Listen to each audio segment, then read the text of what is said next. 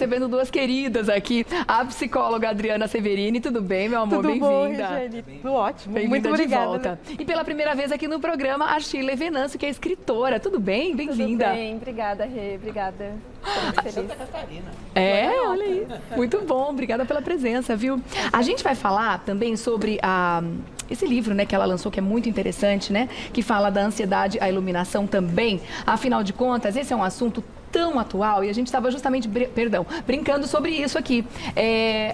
A ansiedade é um tema muito atual. A gente precisa realmente trazer ele para a mesa e vamos falar sobre isso e não ficar tampando o sol com a peneira. Não, eu não sou ansioso, eu não sou ansiosa.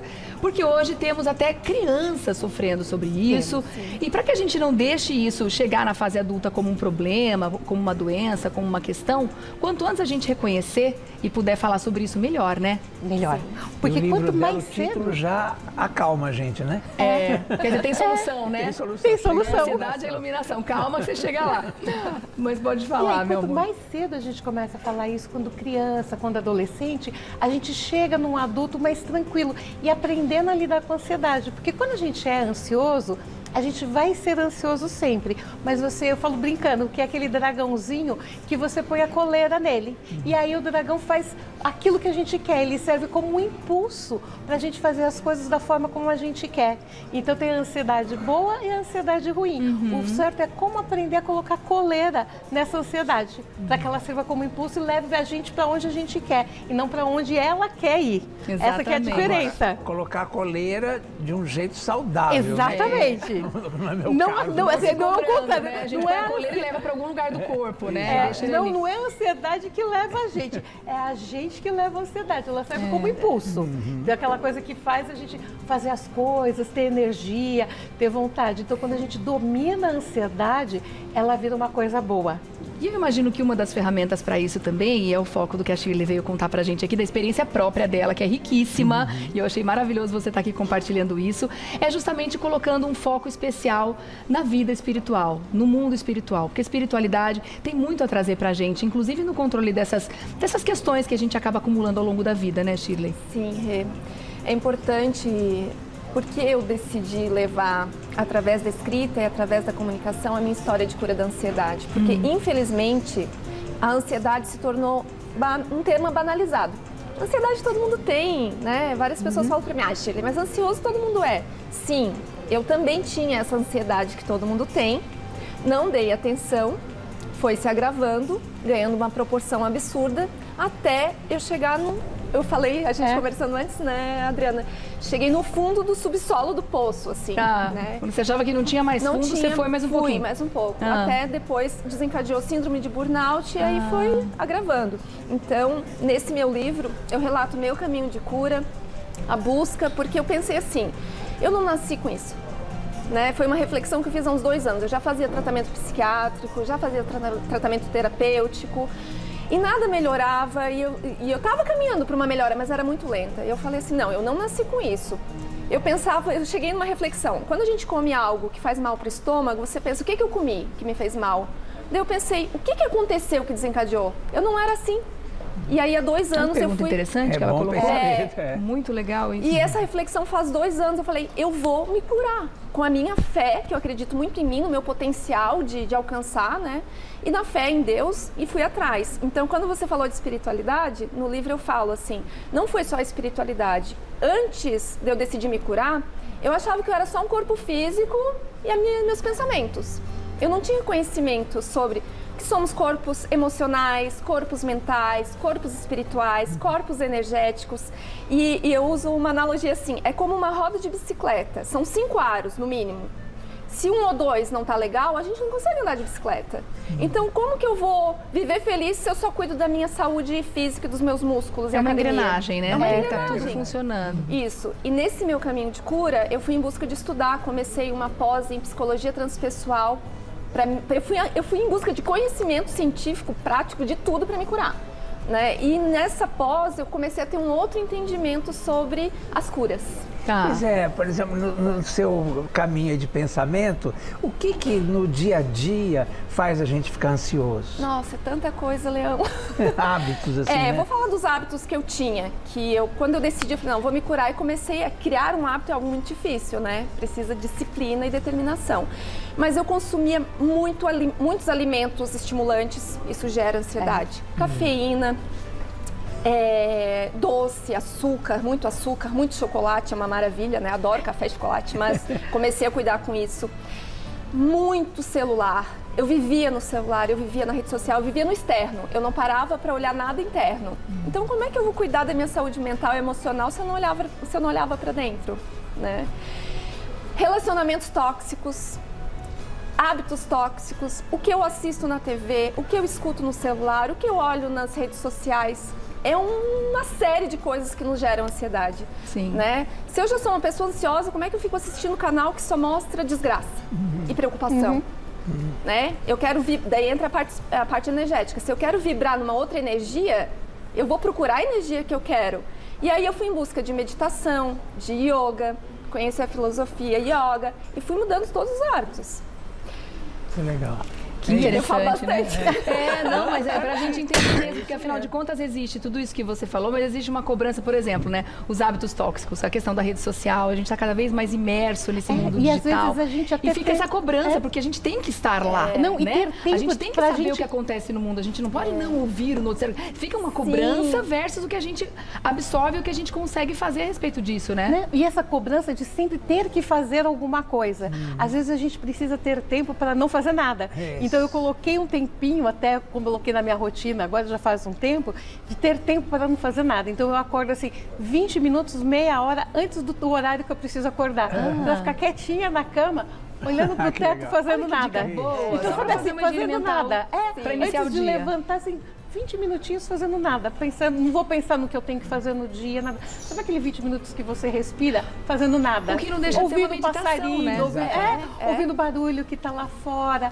Nada. Daí depois desse tempo eu levanto, abro a janela, vou ver como está o dia e daí eu começo a pensar, vou olhar no celular para ver que horas são. Uma boa respiração também, Uma boa né? respiração. Respirar é fundamental, né? A gente precisa esse tempo do nada, sabe? Você para e faz nada. Então, porque sempre a gente acha que está fazendo nada, mas você está com o celular, você está ouvindo música, você está lendo. Não, é nada. Nada. A Regina... Parar e fazer nada. A Regina, que faz o programa aqui, o Mulheres à Tarde, né? A Regina Volpato, maravilhosa, ela voltou de férias essa semana e ela falou isso. Ela falou assim, eu aproveitei para me desligar por completo. Ai, que maravilha. Eu fiz a gente. mesma coisa. Super lição. Aí ela voltou assim, ela falou assim, não sei de nada, me contem tudo. Não, eu fiz isso, acho que ela estava no Egito também, eu fui. Eu também, eu fui, aproveitei, porque foi a primeira vez que eu viajei com excursão, eu só queria saber assim, qual o horário que eu tinha que estar pronta no dia seguinte. Acabou. Qual era o passeio, onde ia, o que ia fazer, não me interessava. Então, teve dia que eu não sabia que dia era, que dia da semana era, dia do mês, nada, absolutamente nada.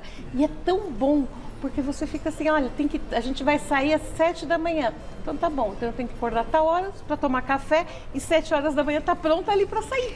E como a gente faz para entender o que a gente está precisando, assim, e identificar? Porque como você comentou, né, não banalizar o termo ansiedade, não banalizar o burnout, não banalizar, né, porque muitas vezes a gente está sentindo uma tristeza profunda, já recebe um diagnóstico de depressão, ou tá um pouco mais corrida na vida, fazendo 1000 coisas ao mesmo tempo, já tô mais ansiosa. Como é que a gente faz para entender que realmente passou do limite do saudável e já está entrando na situação da doença e fazendo mal? Quando a gente sente alguma coisa física, como é que a gente pode tentar identificar isso, esse limite? Infelizmente virou até um status você ser ansioso. Todo mundo fala, ai nossa, eu sou tão ansiosa porque é uma pessoa ativa, que vai, que faz um monte de coisa. Então você tem que ver, ansiedade é uma doença e você tem que ficar atento. Então a hora que você começa a prejudicar o seu sono, você não consegue dormir, você começa a ter palpitação, a sua cabeça não para, então você é invadido por uma série de pensamentos, então você está o tempo todo pensando. Você começa uma atividade, não consegue terminar, então você começa a fazer uma coisa, daí você vai para outra, daí você vai para outra. Então se você faz 20 coisas ao mesmo tempo, só que você não finaliza nada e você está sempre pensando no amanhã. Então você nunca está aqui no momento presente. Então eu não tenho essa tranquilidade de estar aqui conversando. Então eu estou aqui, daí depois que eu terminar daqui, o que eu vou fazer? O que é isso? Então assim, aí já assim, todas as luzes vermelhas piscando e sirene tocando. Isso que a doutora está falando, acho que eu vou fazer a pergunta para as duas. E como é que a gente faz com os boletos? Porque os boletos chegam, o salário não cobre, né? E aí como é que a gente faz para ficar tranquilo numa dessas? Não, a gente tem que trabalhar, só que começa assim, a hora que você percebe que você está fazendo tudo isso, então você precisa começar a criar rotinas e hábitos. Então começa assim, eu estou fazendo essa atividade, eu estou aqui com vocês. Então eu estou aqui. Então é um exercício mental, aí você precisa ver se tem que ter uma ajuda. Um psicólogo, uma pessoa, ou fazer exercício físico, coisas que vão vendo, você procurar uma religião que te ajude, que te agregue, porque a gente é um ser inteiro, integrado. Então você precisa ver todos os aspectos da sua vida, como a Shirley falou, espiritual, físico, mental, porque a gente não pode falar, vou parar de trabalhar, porque a gente tem que pagar a conta. Então assim, quando você vê essas luzes vermelhas piscando, vai procurar ajuda. Porque a gente não pode deixar chegar num estresse profundo ou num burnout, porque a hora que você vai, aí sim você vai ter que se afastar do trabalho, aí o problema já ficou enorme. Tá. Então você tem todo o problema emocional, mais o financeiro, porque você não vai mais conseguir trabalhar, daí não é mais uma escolha. Porque você está com uma doença como se você tivesse quebrado um pé, que você não consegue mais trabalhar. Sim. Então, por isso, antes de chegar nisso, vamos prestar atenção em todos os sinais pequenininhos que a gente vai tendo antes. E o primeiro sinal que o nosso corpo dá é sono e alimentação. Ou a gente dorme demais, ou a gente dorme pouco, ou a gente come muito, ou a gente come pouco. Então, assim, todas as pontas, os excessos ou a falta de excesso, muito sono, pouco sono, muita comida, os pouca extremos, comida, né? Que não os são extremos, saudáveis. essa era a palavra que faltava. Uhum. A gente precisa sempre tomar cuidado com isso. Tá. Que são os primeiros sinais que o nosso corpo dá. E vamos falar então sobre essa questão multidisciplinar, né, que envolve a saída desse fundo do poço. Sim. Que você colocou aqui, né, Shirley? Com você teve uma questão a mais que eu achei muito interessante, lendo aqui a introdução do seu livro também, que aliás quero devorar depois, né? Peguei ele anteontem, então não consegui ainda ler tudo, mas a introdução achei a história interessantíssima, porque você realmente teve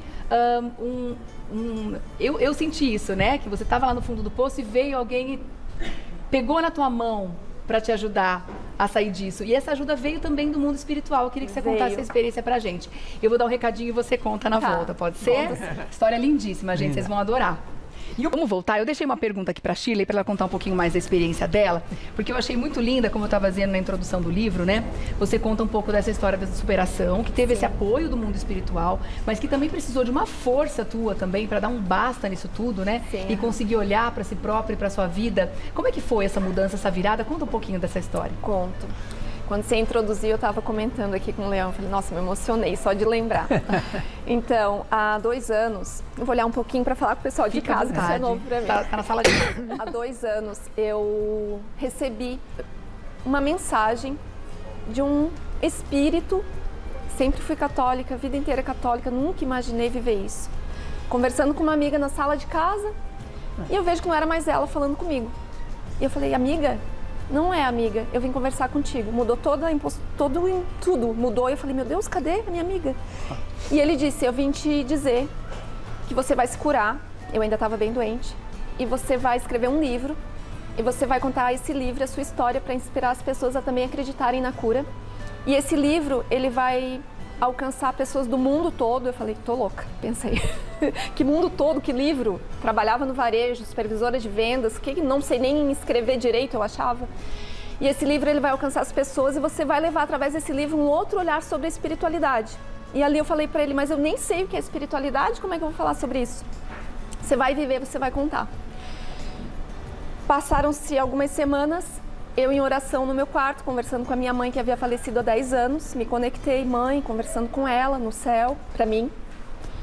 Meu corpo começou a mudar, comecei a sentir umas sensações estranhas, comecei a ficar com medo e lembrei do que ele tinha me orientado, esse espírito. Ele disse, vão acontecer coisas daqui em diante que você tem que ter coragem e não tenha medo.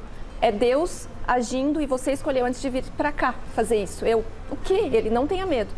Meu corpo começou a mudar, e de repente a oração com a minha mãe, eu recebi a visita do espírito dela dentro do meu corpo, no meu quarto, por quase 4 horas.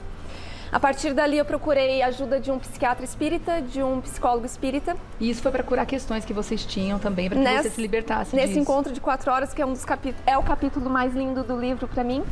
Ela relata por que veio ser minha mãe, por que ela veio com esquizofrenia.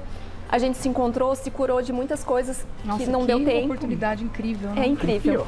Eu sou muito grata a Deus por essa oportunidade de ter um último encontro depois do sepultamento dela, né? E depois disso eu entendi que tem mediunidade. A pessoa que nunca sonhou nada disso, nunca tinha vivido, passei a estudar a filosofia de Allan Kardec para me compreender. Passei e entendi que a minha missão realmente era falar sobre isso também. E o livro que eu jamais sonhei que eu iria escrever, comecei a escrever quando estava morando em Portugal ano passado. De lá recebi o convite para lançar na Bienal Internacional do Livro. De repente o livro foi lançado e eu veio, de repente nada, né? E hoje a minha intenção, o meu propósito é levar essa escrita para ajudar as pessoas a acreditarem na sua cura. Gente, muito legal. Isso. E a gente trouxe esse assunto, desculpa te interromper, mas é que infelizmente o programa está acabando. Para eu deixar aqui o recado que o livro é bem bacana, para dizer onde é que o pessoal vai falar com vocês também nas redes sociais e para também dizer que a ansiedade realmente precisa de uma questão multidisciplinar para esse cuidado, né? Muitas vezes a pessoa chega num psiquiatra, me dá um remedinho que eu quero resolver. E não é de forma rápida. A gente realmente precisa se conhecer, precisa se encontrar. As pessoas estão muito ligadas no remédio, né? Porque acha que é muito rápido, mas não resolve a questão profunda. Acha que é fácil, mas não é bem assim, né? Então eu vou deixar aqui, ó, o contato da Shirley Venâncio, escritora, tá bom? Para fazer contato com a Shirley, para também você saber aonde adquirir o livro, Da Ansiedade à Iluminação, uma autobiografia espiritual, que é muito, muito legal. Recomendo só pelo começo, eu já amei, tá? E também a Adriana Severini, que é psicóloga, obrigada pela presença também, Adriana, @Adriana Severini.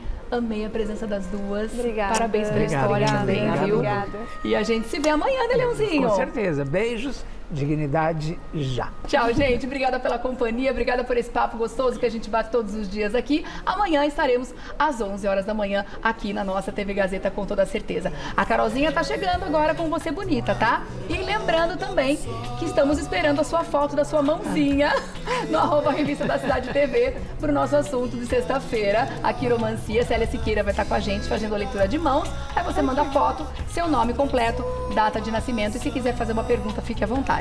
Beijo, gente. Obrigada. Beijo. Ótimo dia pra vocês. Até amanhã.